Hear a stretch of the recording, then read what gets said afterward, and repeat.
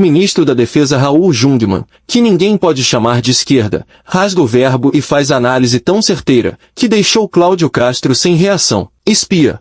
No início da semana, no dia da operação, o governador Cláudio Castro mencionou essa divergência com o governo federal, teria pedido blindados da Marinha, o que ocasionou a resposta do ministro Lewandowski.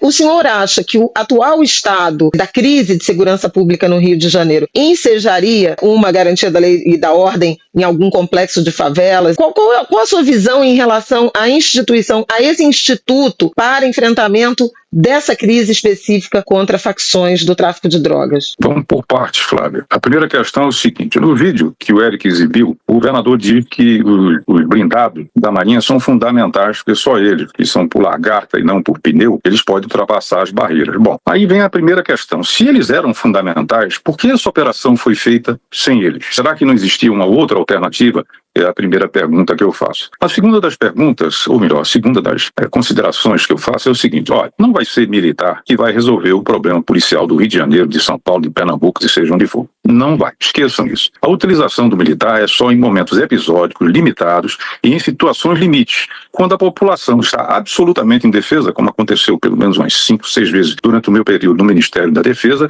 e que o governador, como disse o ministro Lewandowski, declara o colapso, a insuficiência, a inexistência, a incapacidade das forças policiais cuidarem da segurança do patrimônio e das pessoas. Só nesse momento. Esqueça militares, a não ser no caso de você usar a inteligência militar que é boa, que é competente, articuladamente com os outros níveis dos estados e municípios. Agora vamos à questão central. Será que nós precisamos ou não de uma centralização na área da segurança pública do Brasil? Eu vou, Flávio, contar um fato para você. Quando eu era ministro da Segurança Pública, se eu ligasse para um secretário, imagine o Eric Bretas ser, Eric, me perdoe, secretário de Segurança de um estado. Se eu ligasse para ele e dissesse: Eric, a prioridade agora, nesse semestre, é exatamente o feminicídio. Ele dizia: muito bem, senhor ministro, que bom, pode contar comigo. Ele desligava o telefone e fazia o que o Eric quisesse, bem entendia, ou não fazia nada. Então essa é a estrutura da cooperação que nós temos hoje entre União, Estados e municípios.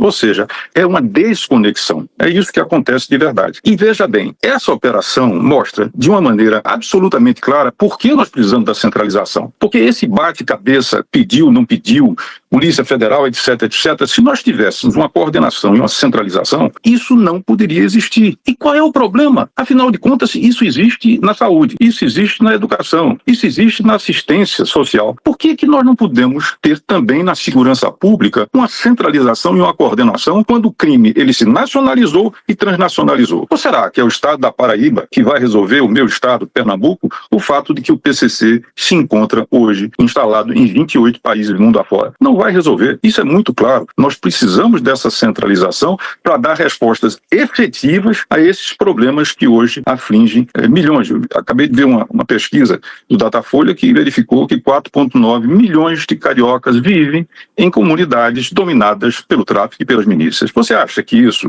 o Estado do Rio de Janeiro resolve? Francamente, não tem a menor chance. E outra coisa, desculpe me estender, vocês se lembram das chacinas anteriores? Ou seja, a que você teve em Vigário Geral, que você teve na Candelária? E eu pergunto a mesma coisa sobre essa. Eric, me diga uma coisa, depois disso que aconteceu na PEN e no Alemão, os cariocas estão mais seguros? De fato, mudou a segurança no Rio de Janeiro? Atingimos exatamente um controle, ou de onde estão vindo o descontrole a respeito de armas, a respeito da renovação que é feita? Esse pessoal sai, vem outro, amigo dos amigos, vem terceiro comando puro, sei lá o quê. E a questão do dinheiro? Nós atacamos isso efetivamente? Eu asseguro a vocês que não. Inclusive, o levantamento da Quest mostra isso. As pessoas que foram entrevistadas, a grande maioria diz que não aumentou a sensação de segurança no Rio de Janeiro, na cidade e também na região metropolitana. Sobre essa centralização que o senhor vê a necessidade de que haja, vamos falar dos benefícios que ela pode trazer. Quais são? Em primeiro lugar, o próprio nome que a define, a questão da coordenação. Como eu expliquei para você, o governo federal, vou exagerar os termos para me fazer entender, não manda em coisa alguma. Se você prestar atenção, Eric, nós tivemos 7 constituições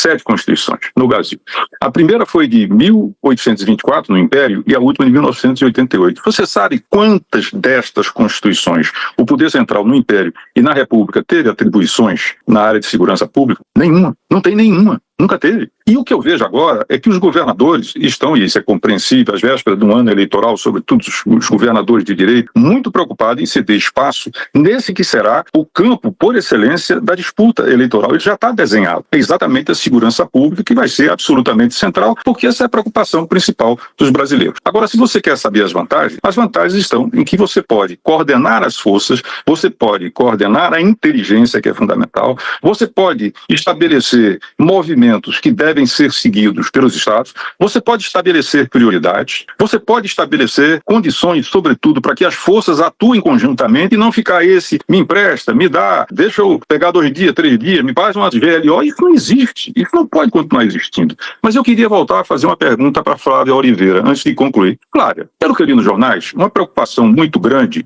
das forças policiais no Rio de Janeiro era prender o DOCA, era prender o Gardenal, era prender o Pedro Bala e era prender o BMW. Seriam as grandes lideranças do CV no Alemão e na Penha. Eu quero saber de você, que é tão bem informada, onde é que estão esses? Eles foram presos? Eles foram mortos? Você tem alguma notícia sobre os principais líderes do CV no Alemão e na Penha? Você poderia me dizer algo a respeito? Ministro, esse foi o questionamento que balizou, né, os diálogos com a cúpula da segurança e com o próprio governador ao longo dessa semana. Justamente porque a operação feita nos complexos do Alemão e da Penha tinha como objetivo o cumprimento de 100 de mandados de prisão, 69 emitidos pela Justiça do Rio, a partir de denúncia do Ministério Público, e 30 pela Justiça do Pará. Aliás, confirma, né, essa constatação do espalhamento e da atuação do Comando Vermelho em outros estados.